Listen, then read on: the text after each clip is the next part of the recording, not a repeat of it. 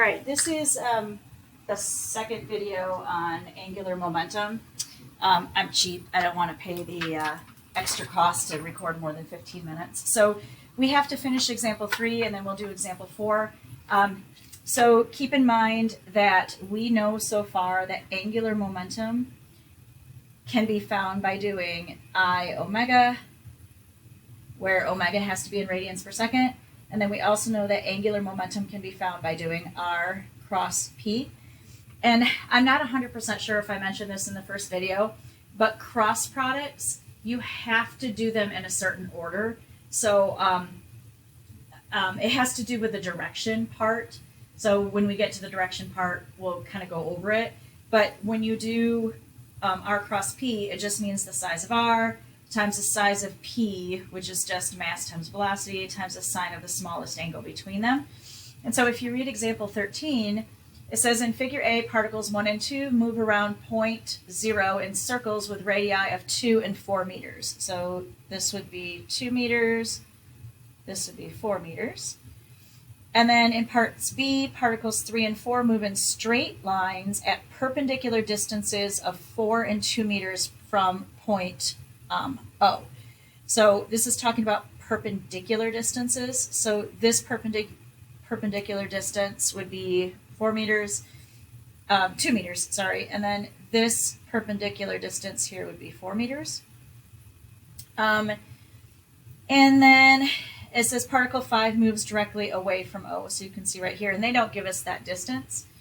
So what it wants us to do is it wants us to, and then it says they all have the same mass and the same constant speed. Okay, same mass, same constant speed. So all of these V arrows right here, V, V, V, V, V, they're all the same, and they're all the same mass. So it wants us to rank the particles according to the magnitudes or the sizes of their angular momentum about point O, greatest first. So I'm just going to make a list along the side, 1, 2, 3, and then we'll do 4, 5, and then we'll rank them in the end. And then we won't be able to do part B right now because you don't know how to find the direction. So we'll do part B later. So if you look at what they gave me distances and they gave me velocities. And so the version that's going to be most helpful for me is going to be the R cross P version. So I need the size of R, the size of M, the size of V. Well, they all have the same mass and velocity, and then the sine of the smallest angle between them. So if you look at particle 1, this is this one in the circle, its distance away is 4 meters. So its angular momentum is going to be 4 times M times V, again, same mass, same velocity, times the sine of, and if you look, that looks like it's a right angle. This is a tangent to the path, that's the radius, so this is going to be sine of 90. So when you do the sine of 90, you just get that the answer here is 4 MV. Okay, so then if I go on to particle 2, its distance away from the pivot point is 2 meters, so it's going to be 2. Its mass is M, its velocity is V, and then again, this is a tangent velocity, so the angle is going to be 90 degrees there. Sine of 90 is 1, so this just ends up being 2 MV. So particles 1 and 2 are revolving around a center, so those are easier to see that they have angular momentum. These 3 particles, 3, 4, and 5, are not revolving or rotating, but remember we talked about how they can still have angular momentum.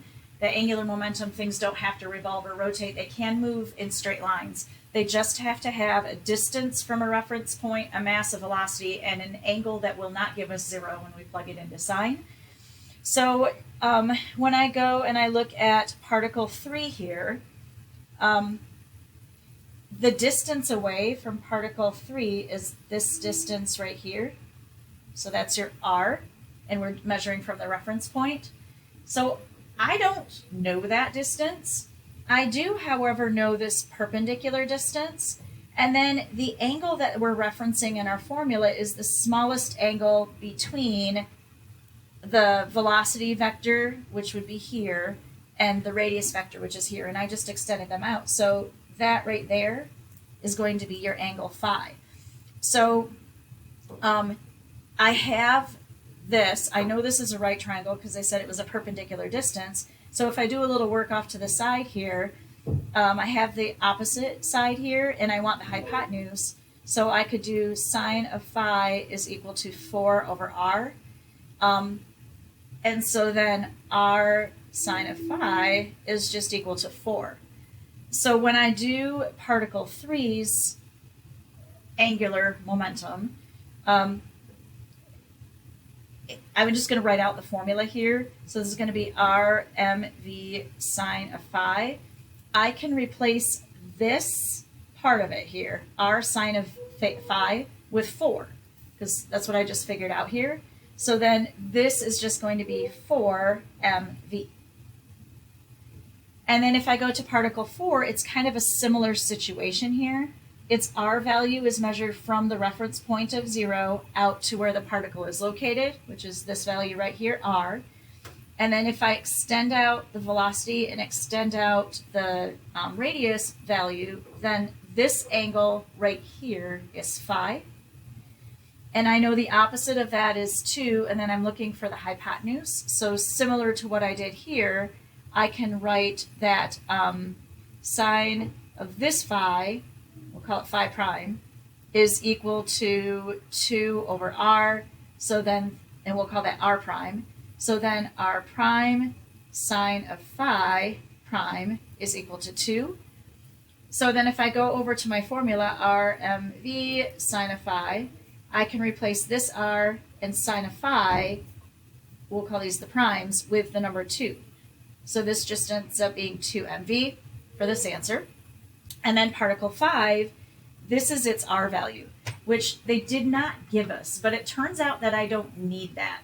So if I were to write the formula r mv sine of phi, I don't know what r is, because they didn't tell it to me. Mass is m, velocity is v, and then the angle, well, r and v are in the same direction. R is out here, v is, again, in the same direction, so this angle is going to be 0 degrees. And so when I take the sine of 0, I just get 0. So then for part A, if I want to rank these greatest first, I've got a tie between 1 and 3. So I'm going to write 1 equals 3. And then I've got another tie between 2 and 4. So I'm going to write 2 equals 4. And then my last place finisher would be 5, because it doesn't have any angular momentum. It has a distance, it has a velocity, but the sine of the angle is going to end up being 0. And then we're going to go ahead and do part B later, because you don't know how to find the direction.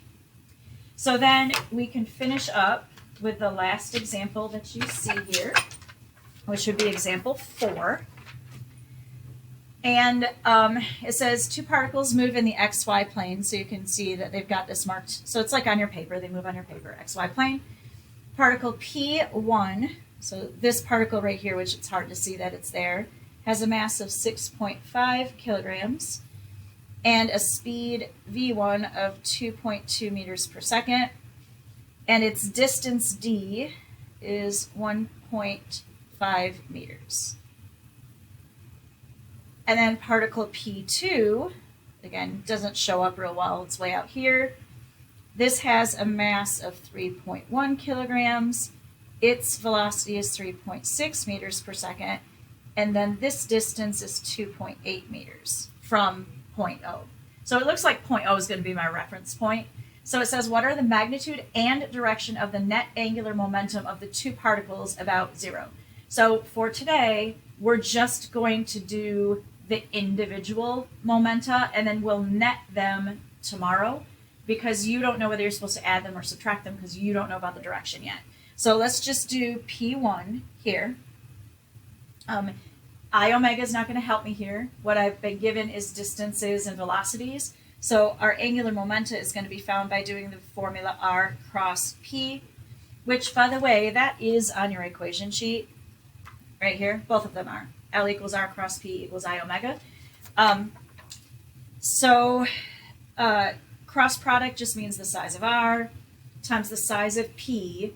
Well, P is just mass times velocity, times the sine of the smallest angle between them, and then the direction is found by doing something called the right-hand rule, which I'll teach you later.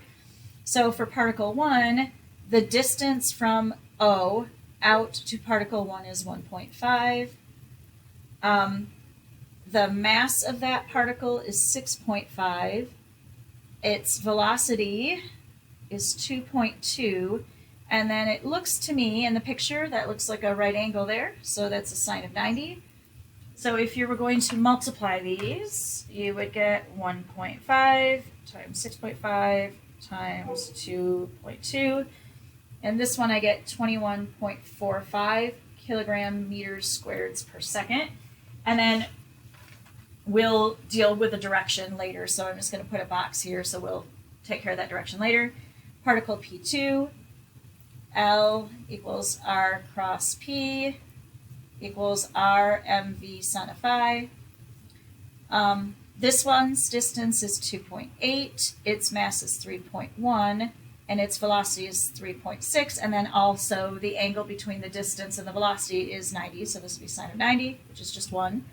So when you put this in your calculator, you get 2.8 times 3.1 times 3.6, and for this one, I get that it's 31.248 kilogram meters squared per second, and then again, we'll deal with the direction later.